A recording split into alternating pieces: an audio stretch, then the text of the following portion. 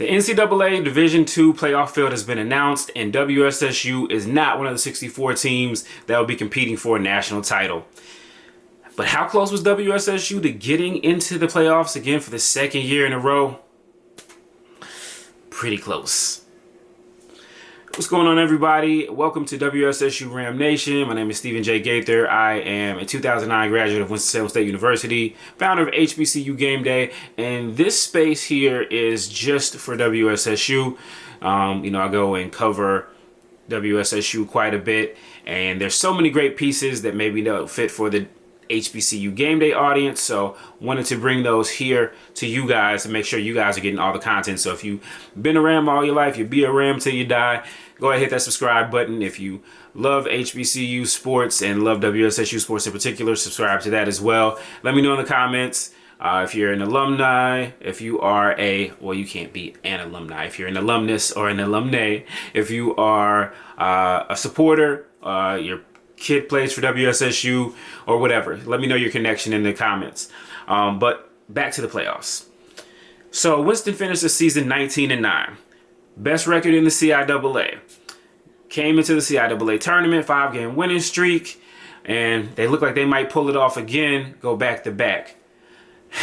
And then they ran into Bluefield State. I know, it still hurts, but we go on. We're talking about the postseason, right? So the way that it works in NCAA Division II, there's a 64-team field that is made up of 8 regions with 8 teams. 8 times 8, 64. I wasn't great in math, but I do know that much, and I double-checked it twice. Anyway, so the number 8 seed in the region went to Lincoln University, the CIAA champion. Now, WSSU beat Lincoln in the head-to-head. Of course, they beat them in the CIAA championship in 2023, but hey, it's 2024. And so Lincoln is the number 8 slot in the region. They got 13 losses, so it makes sense.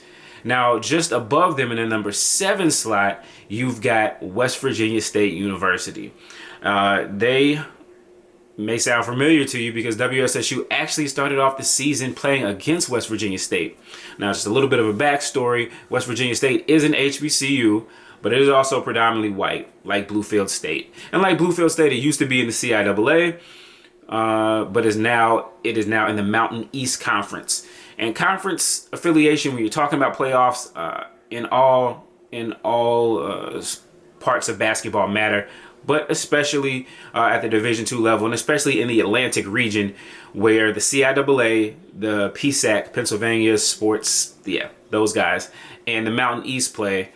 Those are the 3 conferences. So everybody that wins their conference gets an automatic bid, and the other 5 teams are picked at an at-large basis. So back to West Virginia State. West Virginia State hosted WSSU in the Earl Lloyd Classic, which is named after Earl Lloyd, who played for West Virginia State in the CIAA, dominant player, and was one of the first guys to play in the NBA, one of the first black men to play in the NBA.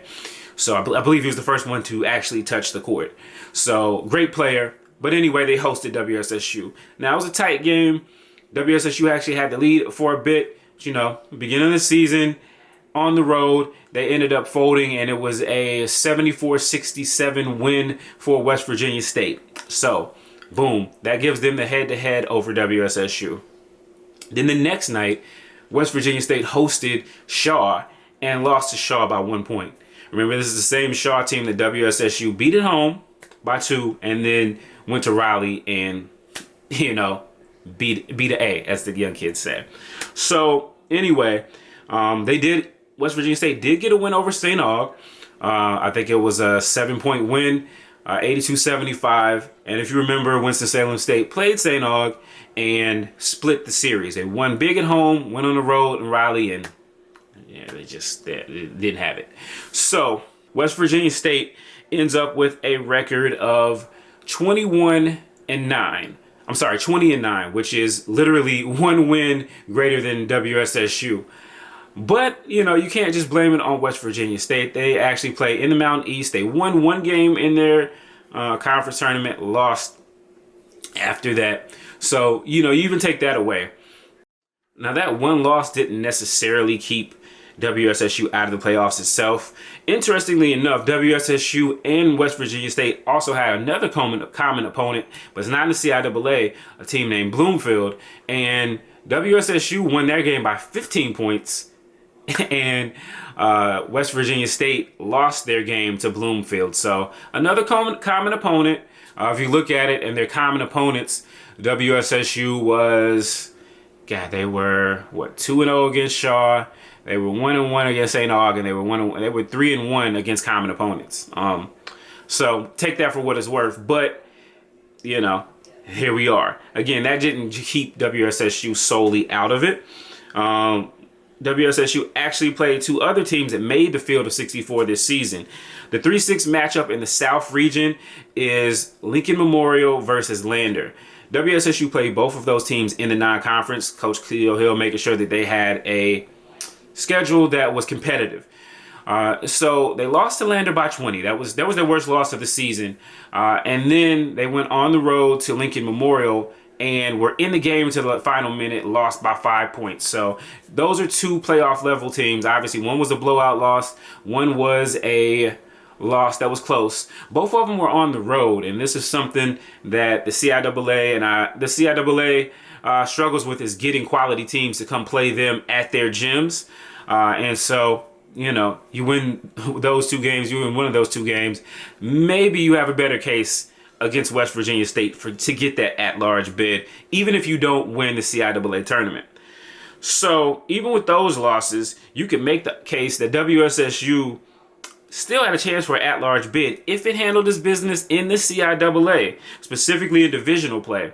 So WSSU went undefeated against the CIAA North. They beat all of those teams. They beat Lincoln. They beat Bowie State. They beat Virginia Union twice, in Connecticut and in Indianapolis. They beat Bluefield State on the road. And so they were doing pretty good coming into that between the non-conference and non-divisional play. But once they got into divisional play, things kind of fell apart. You saw them suffer a blowout loss to Johnson C. Smith. I mean, that was... they were like rams in the headlights. I don't know what to say. Then they lost to Claflin, same manner on the road. Of course, Claflin, a really good team, but they lost to them on the road that way. They went on to Fayetteville State. It was closer, but they still lost. So you start stacking these divisional losses, and and then you get to the run where you lose to Livingstone at home, and that's a bad loss. You lose to St. Aug on the road, that's a bad loss. And all of a sudden, not only are you hurting your chances of an at-large bid, you're also getting yourself further and further down in those CIAA divisional standings, because the CIAA, even though the divisions are currently uneven, they decided to stick with the format of seeding versus divisional play. So WSSU comes into the CIAA tournament on a hot streak. They're really starting to look good. Jalen Austin is showing why he's the player of the year. And he was the player of the year. I don't care what anybody tells you. Just really good play. And you're feeling good about the team coming into the CIAA tournament. But they got that third seed in the CIAA South, which was a 10 a.m. game. 10 a.m. game on Wednesday.